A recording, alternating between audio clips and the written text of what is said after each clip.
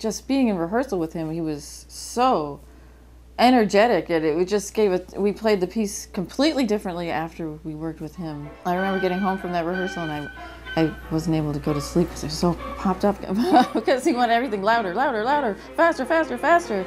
And it was just so hyper when I got home, I couldn't go to sleep.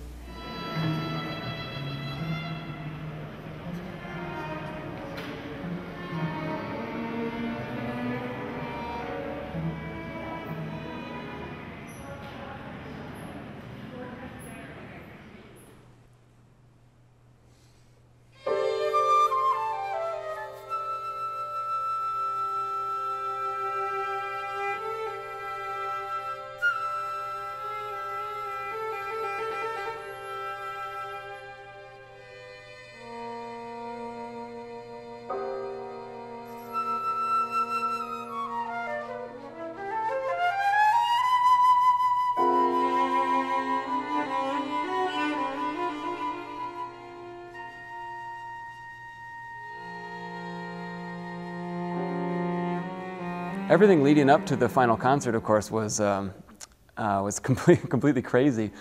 But once the concert started, I got the first chance that I had had throughout the entire project to relax. You know, I got my seat, sat down, manually slowed my heart, and was listening to the music and looking around at everybody there. I thought about how the project was in the beginning, and it was really about technology. It was about this innovative way of collaborating, using the internet to work with a composer, Xiaogang, on the other side of the world. But there's no substitute for face-to-face communication, and there was never going to be a substitute for bringing them here and doing it in person. Teresa's here, Xiaogang's here, and it's amazing to me because it started off as this kind of this idea in my mind. What if we worked with a composer using the internet?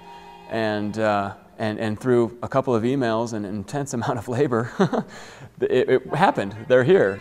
And it occurred to me that what started off being about technology really became about people.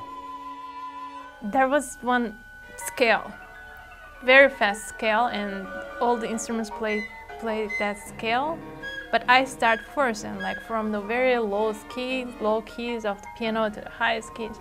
And he said, like, I was practicing, and then he said, "That's very difficult, right?" I'm like, yes, this is very scary part. And he said, like, when he wrote, he wrote and then he tried. He said, "Oh my God, this is so difficult. How is she gonna do that?" Anyway, but all the rehearsals, like, I couldn't make it. I couldn't make it proudly. I was so, forced myself. And then he came. He said, like, "It's very difficult, right?" I'm like, "Yes, this is very difficult." And I did it. After that, like, I could play that one. So I think he gave us that energy, and everybody felt that in the concert. We've utilized contemporary technology, the internet. We've brought in someone from China to write a piece. There's an immediate recognition of what's happening. There are ties that are being formed.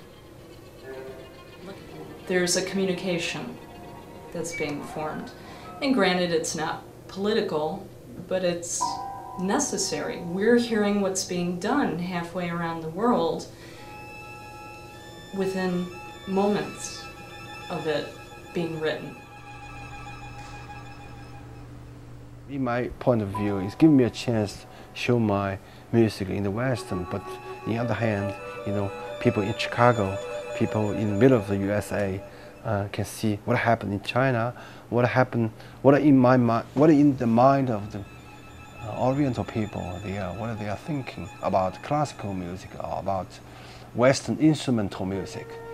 It's to give us a chance to exchange, to share something in common, maybe, or in the music sense, It's just people use different way to think about. That's it.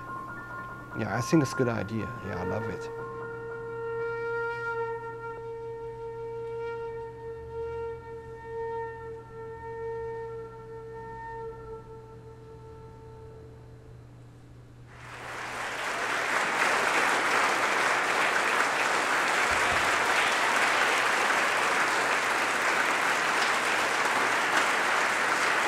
And when the concert was over, there was this tremendous sense of relief among all of us that we had done this thing.